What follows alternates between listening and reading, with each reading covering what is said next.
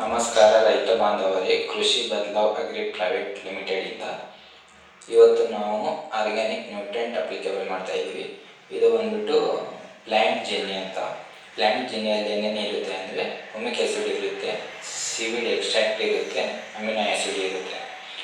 ಇದನ್ನು 200 litre ಡ್ರಮ್ಮಲ್ಲಿ 1 litre plant Jenny ಮತ್ತು ಇದು ಬಂದ್ಬಿಟ್ಟು KML ಅಂತ. ಇದರಲ್ಲಿ ಪೊಟ್ಯಾಶ್ ಮತ್ತು ಬಯೋ ಫರ್ಟಿಲೈಸರ್ ಇರುತ್ತೆ.